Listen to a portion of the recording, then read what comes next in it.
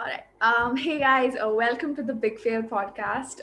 We're here with a wonderful guest, Mr. Santosh Nagarkette, Associate Professor at Rutgers University in New Jersey right now. Thank you, sir, for joining in and welcome to the podcast. Welcome. Thanks again for inviting me, and I'm excited to talk to you. Great, sir. All right. So, for those of you who are new to the podcast, The Big Fail is a podcast aiming to give you some quality insights behind lives of successful individuals because we're so blinded by the success that we forget that there were a lot of hardships for them being where they are right now. And these are the things you won't find in books and you'll only receive from like proper conversation with these people. So, thank you so much for joining us, sir. How are you? How do you feel? I'm doing good. The fall is starting and the winter is coming here, right? So it's already the temperatures are dropping. Time to wear more jackets now. All right. So, for a brief overview of what Sir's previous education has been.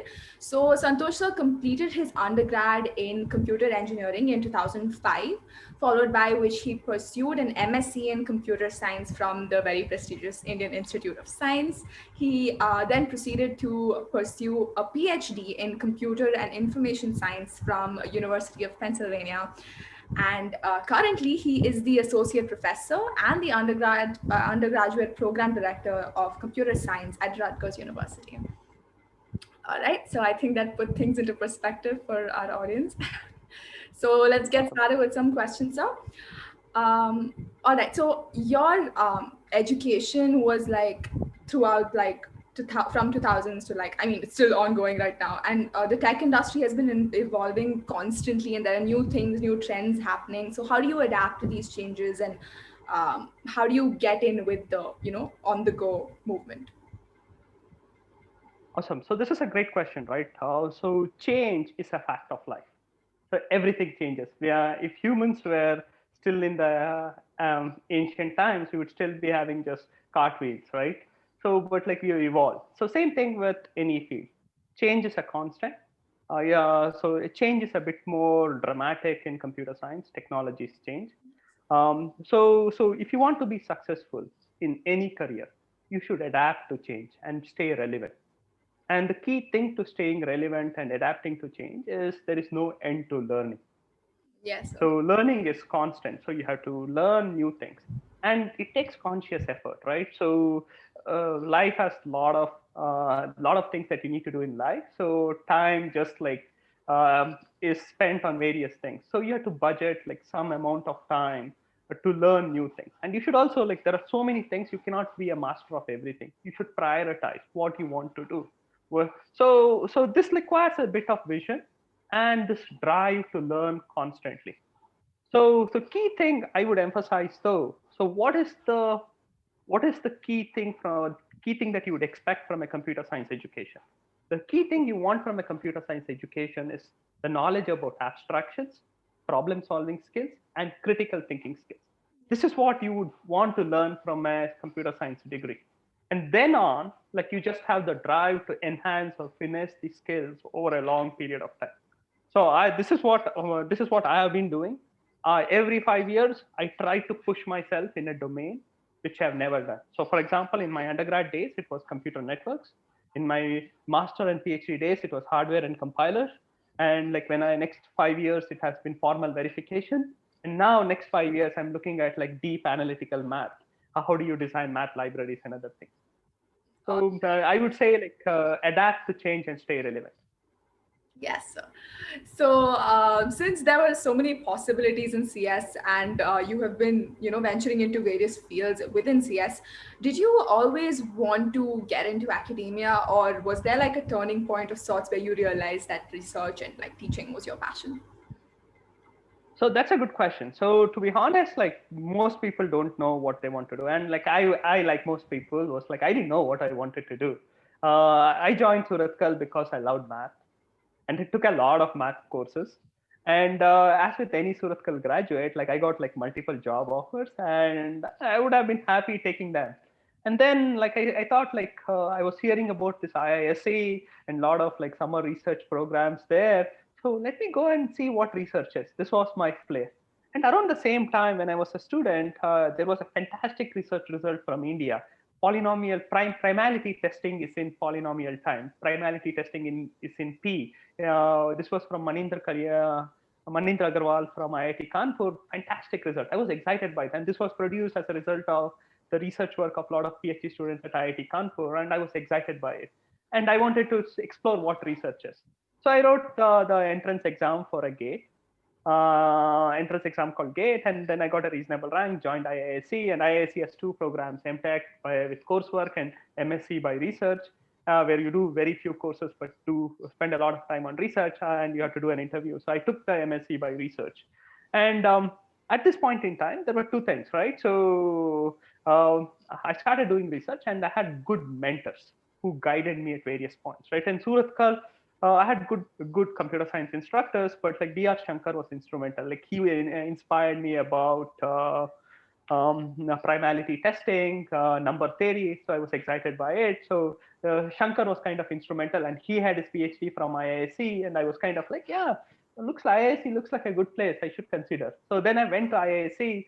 My advisor there was Govindarajan Ramaswamy, and he was CSA and SCRC professor and the director of chairman of SCRC, and he guided me into like architecture, and like the peers in his group guided me about architecture. And then on, he suggested like, oh, I should try out like research in the US, do a PhD in the US. So then I applied to a lot of PhD schools. I went for a PhD at University of Pennsylvania, and I had a fantastic advisor, Milo Martin, and I learned a lot from him. And I enjoy my PhD days so much that I wanted to be a PhD student throughout my life. And this is where like I had to find a job. Like, and one other thing that my advisor gave me that was fantastic was, Santosh, find a job where you will be happy every day. Like most of the time you have to do a lot of things, right? So, oh, I have to go to this job. Like, don't find a job, don't pick a job where you'll be like not excited about going in every day. So I wanted to be a PhD student. Like, so my goal was to find a job where I'll look forward to do something interesting every day. And being a professor in academia was like a right thing. So you can do this in industry too. So the other thing that really resonated with me was the fact that when I was working with my advisor, I saw like the nurturing that an advisor does to the PhD student, right? So you see, like it's like you are a biological father, right, or a biological parent. You have your baby, like you nurture that. Like first K years is like there is joy and also a lot of struggle, right? But then on your children go on to do like really cool things.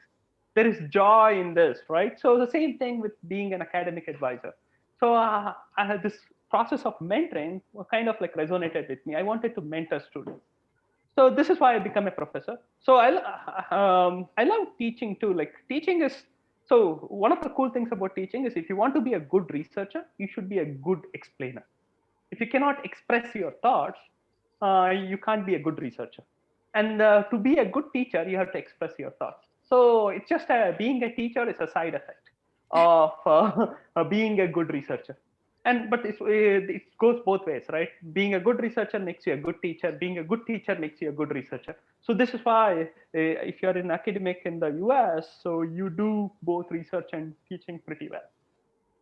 All So I right. think I would say, like, just sorry to cut you, but so I would say I think no one plans like what whether I want to be in academia or in research or I want to be in industry. The people start out like explore all your options, and life is a journey. Take wherever it goes. Yes, sir. Indeed. All right. So, to give a little perspective to our audience, Sir has received so many awards. I possibly cannot cover all of them in this, but some of them include Facebook Networking Systems Award, Google Research Award, NSF Career Award, and multiple awards for like research papers from like IEEE and IACM and everything. So, sir, you even received an Intel grant for a research on like compiler bugs, I believe. Could you please Yeah. So explain the research, what the topic was? uh, cool. So one line summary of my research is everyone writes programs. So I want to ensure that your programs run faster and safer. Mm. Okay. So to ensure that your programs run safer, I translate your programs into math because math is unambiguous, and then show all the things that we want holds in the math world, and this applies to your program. And this area is called as formal verification. All right. So typically, like when I ask my students to write a program, what do? They write a program. I give them some test cases. It works on all the test cases. My program works. Mm. But have you considered all test cases? Even for a very small program, you have gazillion number of test cases. You can't enumerate everything. Yeah. So this is where using math makes your ensures that you can show interesting things about your program, safety properties about your program. The Mm-mm. next thing is like you have to make your program faster, right? Like Yeah. what has happened in the computer science field is people used to write in assembly code like 30 years ago Yeah. because performance was extremely important. But now your systems have become so much faster that you can run languages with multiple levels of indirection, right? JavaScript or Java, they don't directly translate one to your assembly. So there are a lot of indirection. But like there is cost, right? There's no free lunch in life, right? Or in programs too. So there is a cost. And who is absorbing this cost? The hardware is absorbing this cost and making your programs run faster. Mm-mm. So how do you design such abstractions? So my Google Research Award was, and Google Research Award and SF Career Award was on making your programs, making your compilers safer or correct Mm. by using formal methods. So my Intel award was like during my PhD thesis, I designed a technique to make your programs memory safe. People write a code, like a simple bug becomes a security vulnerability, and an attacker takes control of your system. So I proposed a technique. How do you avoid such security vulnerabilities with both hardware and software extensions? And Intel liked this idea, so they built it on the chip. Like you can buy an Intel processor with something known as memory protection extensions, which is exactly similar to what I proposed in my dissertation. And Intel has been generous enough to support my research with multiple gifts. Great, great. So I was searching some of your papers, and there was one which was cited like so many times. I believe it's extremely important. It was a softbound, highly compatible, and complete spatial memory safety for C projects, and you were talking about how buffer overflows in various apps cause security vulnerabilities, and so what was the motivation behind it? Like, how did you do? Yeah, so this was my PhD thesis project. Like I can tell you a nice story about it. So what Yeah. happened was people wrote C code when things were not interconnected, right? Like internet was just like university computers connected to each other. So people wrote code like if you had a bug, if it has a bug, so then what would happen is your program would just crash. You would get a segmentation fault, your program would crash, and like you restart it, it will work. But now, once the machines became interconnected, now there was incentive for people to attack your system. Mm. Now, like if a remote attacker can control your system, they can they can do a lot of interesting things. Let's say there's an IPL going on. Let's say there is an IPL final in a few weeks, right? So at least like 10 million people watch it, and Yeah. there's a lot of money that everyone makes out of it, like the broadcasters. And now the attackers have an incentive. So what do they do? So if you have a single server that is delivering all this video, they can do a denial of service. And to denial of service, you don't need one machine. Like you need an army of machines sending requests to this server, right? So that like the server is overloaded and it cannot respond. So how do you get army of machines? Like procuring such machines is like lot of investment, right?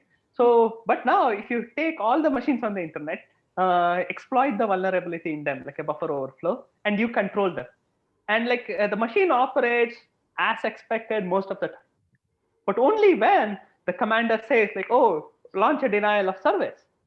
So they launch all these packets into the server and they'll bring the server down. So Oh. this is a serious problem that happens in real world. So, and there are like a lot of solutions to address it, right? So and then now the broadcaster can be held to ransom and various other things can go wrong. So this is like an attack, and then there are a lot of ramifications that occur with attacks, right? So what we wanted to do was prevent these attacks in the first place. So Yeah. rather than like, so you have a fever, like I can give you a medicine for a fever, right? An antipyretic. But rather than like fever is just the body responds to an infection, right? Treat the infection. Yeah. So in the analogy in the setting that I gave you was your program had a error, which was a buffer overflow. And why do buffer overflows occur? Like you have a buffer. Let's say like you have some allocated space, like 10 units of space, and you're accessing beyond whatever you are supposed to access. But C is a very permissive language, and this is why errors occur. Now, my solution was, so let's let the compiler and the hardware check to ensure that you're not accessing beyond the region that you're supposed to access. So this is like you have a highway, right? Like your cars are like there's a speed limit of 65, and like your cars, like since there is no enforcement, everyone is going at 100. But now, like if you have a radar at every 500-meter spots, like no one will go because like they'll get a ticket automatically sent to your house if you exceed the speed limit. So it enforces like no one violates the speed limit. The same thing, like the soft bound was a compiler technique which enforced these bounds for every memory allocation. And this was so it was a combination of hardware and software, and this is the idea that Intel was excited and eventually incorporated as part of its toolchain. Great, great. Wow, sounds very interesting, even though I don't know half of it. Oh, so, that's okay. so sir, you mentioned how it's really nice and easy to juggle between research and teaching in US. So, how was the exposure different from when you were in India? And do you think there's any advantage over you being there? And like, also, what is like the major difference that you found? Um, so that's an interesting question, right? So the US academic system is slightly different. So being a professor in the US is like running your startup. Oh, Okay, so interesting. as a professor, you should have an interesting idea, technical idea. Okay, so you should have a technical problem that you want to solve, and you need to fund, like you need to hire people to solve it. Like you cannot do everything alone, right? So you need to hire people, so you have to raise money, and typically the money is through NSF grants or industry gifts. So you attack, and generally like you're trying to solve problems that are like 10 years in advance. Like in 10 years, what are the problems that would become compelling? So you have to raise money, so like a startup, venture capital, right? So and then you have to hire good people, because this is where like recruitment and other things, right?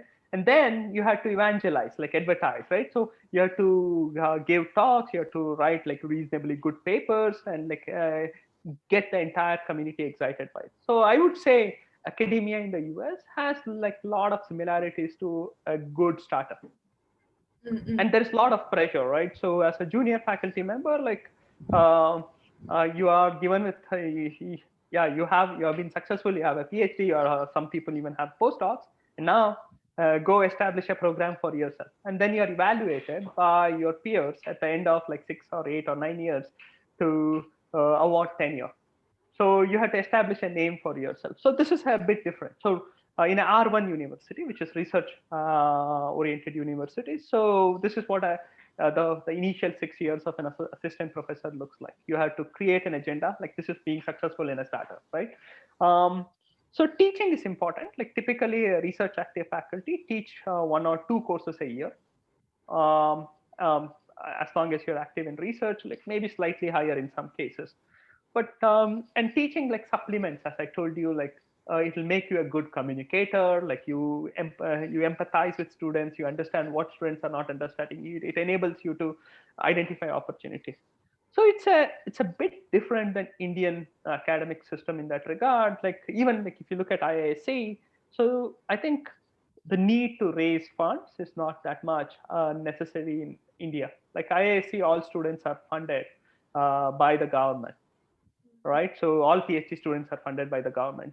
So in contrast, like US, like I as an advisor pay about like some K amount of money to my students for the tuition, for their stipend, for their health insurance, and various things.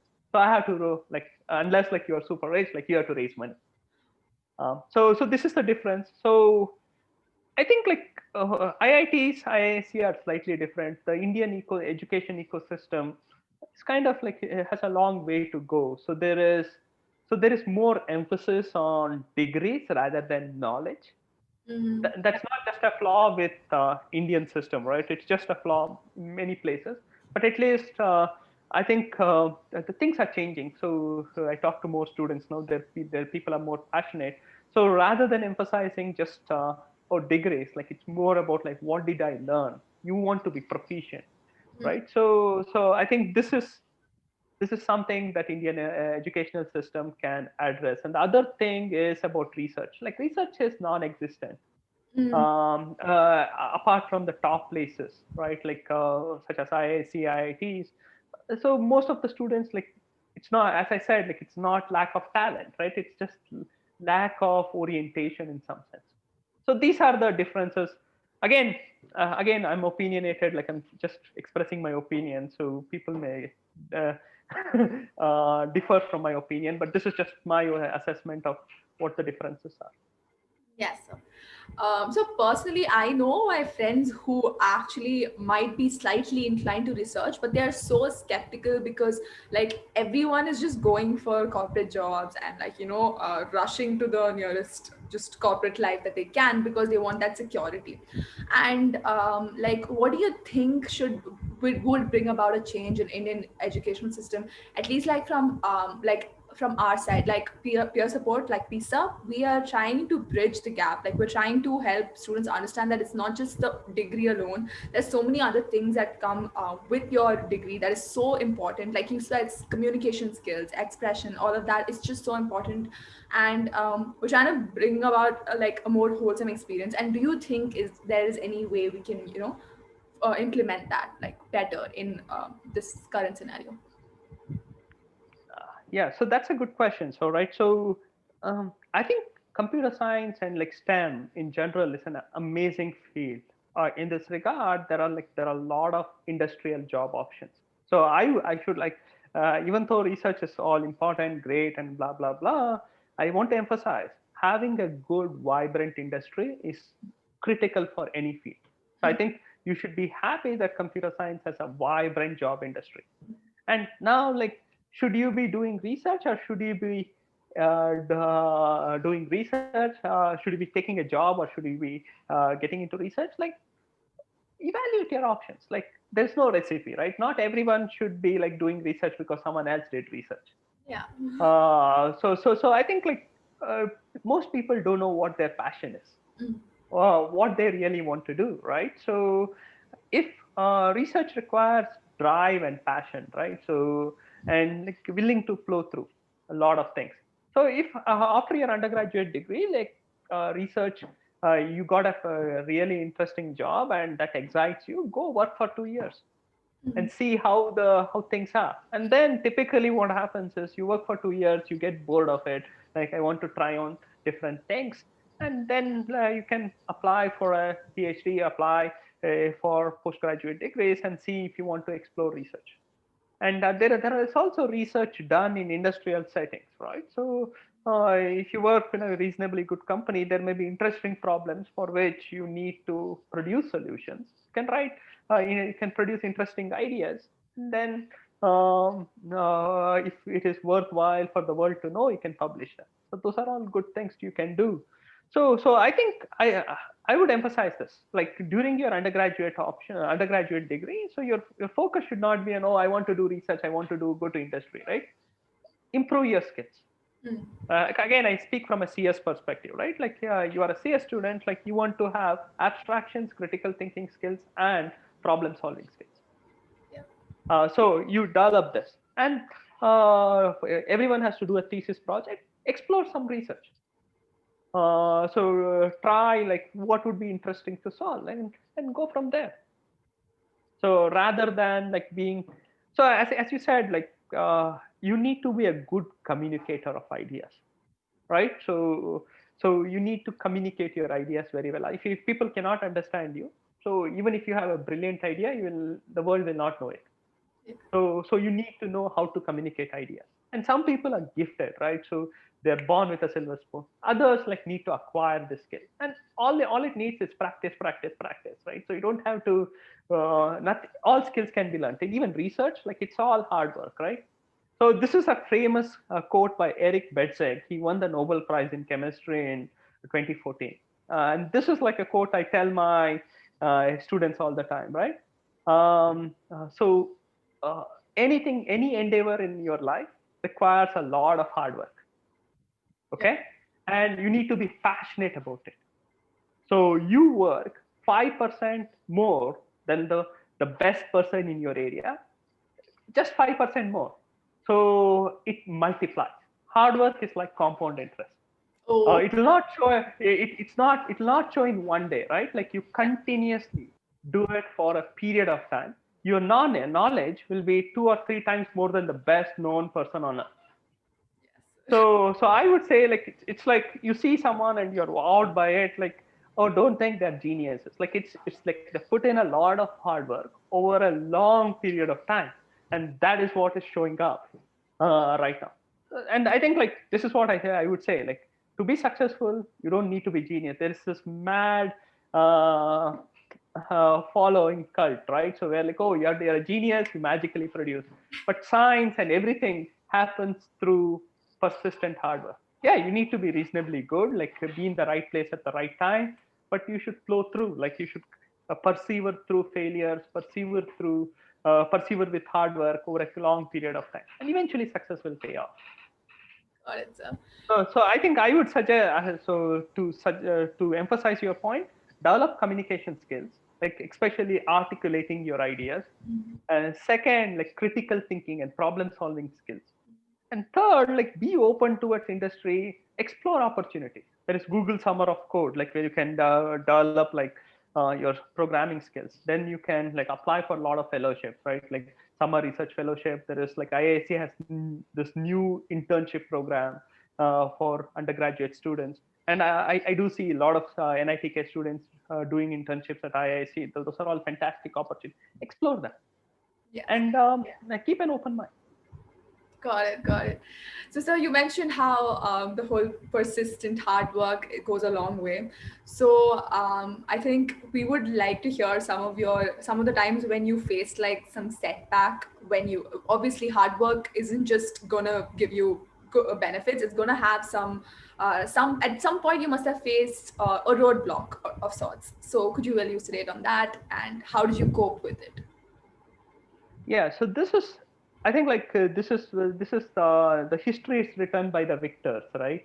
So generally, like you don't hear all the failure stories because like Yeah. people only hear people who are successful. So that's not. I'm not saying like, oh, you should advertise your failures, right? No one wants to do that. No one wants to sound a failure.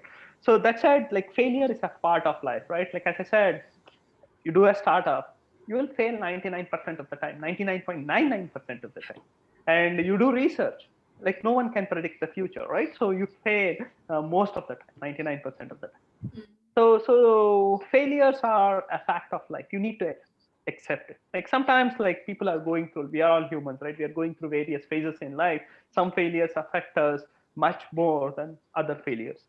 So I'll start with like various dimensions, right? One, personal failures. Like for example, you lose a loved one, and this can have a lot of repercussions when you are at various stages in your life, right? Like in your formative years, like it could be a lot more emotional turmoil. So I think having a good support system who can guide you through is extremely important. So this is about personal failures, and I think like no one can console a grief, right? Like only time and memory can actually allow you to heal from loss of loved ones. So the next thing is some of this, like people have lofty expectations. They want to accomplish everything in life. So when they don't live up to their expectations, they have the sense of failure. So like let's say I want to be the just like I want to be AI triple E number one, right? So they don't get it, like they get upset. Or like IIT JEE number one, like so I think like set realistic expectations. like you should, like life is all about, you need to be driven, so you need to have ambition. Like drive gives you ambition, right? And you also need to be content in the sense, right? You should be satisfied with yourself. It's this delicate balance of ambition and content, satisfaction, that is required in life. So you should be like, it's a short life, live in the moment. Okay, so like, but you should also have the foresight, like, or you should also have the vision to see what I want to be in the future. So it's a delicate balance. You need to mix them. So how do you deal with failures? Like, sometimes, like, having a good support system. So to give my examples, like some of the things I was pretty upset about, right? As I said, like, when I did my undergrad days, I was excited by research. Like I was, like I didn't get into, like, probably I told you earlier, like I didn't get into any of these research internships at IISc, right? So it did upset me. Like, I'm good, like I'm topper in my CS class. Why am I not getting into IISc for a research internship, right? And like this notion was like, oh, it's very important to get a letter from IISc professor to get a PhD in the US. So like there are these mindsets. Like now I laugh at it, like looking at it 15 years later or 20, 17 years later, right? But these like affect you when you are a junior student. But like this is just because that you don't have the vision. So you just go through, like, yeah, accept failure. Like how can you improve? The next thing that you could also do is like failing in coursework, right? So why do people fail in coursework? Because they have either lack the skills, lack the effort, or lack the focus. And this could happen because you are dragged down in multiple directions. So this typically happens, right? So, and in your teenage, like in generally in the teenage years, like there is a lot of freedom, right? So what happens is, like, I want to do 100 things. Like I want to be in club 1, club 2, club 3. I want to do carry projects, and then also do my courses. You neglect something, and that's why you lose, you don't make the appropriate progress. So that's one thing you can address by channeling. Okay, cut down, do one thing, but do it well. So this is about, and then so how do you deal with, like, you expect something like, oh, I wanted to get like the fattest paycheck after your graduation, right? Like, and you don't get it. Like you get failures with that. But come on, like this is where prioritizing what you want in life is important. It's not, life is not a race. You have certain things, you need to focus on what like drives you. So sometimes people are very myopic. It's not people, right? Like it's like, I've been a student, I see students, and like they're like so driven, they're not getting the big picture. And sometimes having someone who can make you think about the big picture is important. So the emphasis is good support system. It could be parents, it could be friends, it could be mentors. Having a good support system is extremely important to deal with failures, all kinds of failures, personal, professional, and research wise. Got it. Got it. All right, sir. Thank you, though. That was some insight regarding failures. I hope everyone got a proper perspective on that. And so, sir, I think that is all. So, thank you so much for joining us. And it was great to speak to you. Got some great insights. And thank you so much for sharing your life stories and everything. It means a lot. And I hope we can continue this relationship with Peace Up. And thank you so much for coming again. Awesome. Thanks again for inviting me. And people know my contact information. If they really want to talk about research and in general a different perspective, I do answer to a lot of questions. But like also keep in mind, like what happens with, if you're a faculty member in the US, is you get like 600 emails a day. So you have to prioritize, and sometimes like your email is so is flooded that like you just delete everything without even looking at it. Yes, sir. But generally, like people prioritize, and like people are like very responsive. So I wish all, like, it's a great time to be in any of the STEM fields, like a great time to be in NITK. So there are a lot of opportunities. I would say, like, there is Coursera, Audacity, edX, where you can learn from the best Yeah.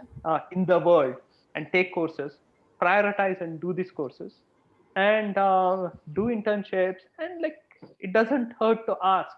And generally don't spam people with generic emails, right? Like people hate it. Like for example, like you want like a specific question and you have a specific question about research, like go do the homework and about this particular research, and then ask a person. And people are passionate to talk to other people about their own work.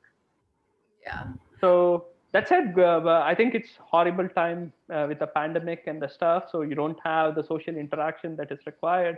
But I think like sometimes there are like this is a boon in disguise, right? Like use this as an opportunity, stay safe, and learn. Like me use this opportunity to learn in something interesting.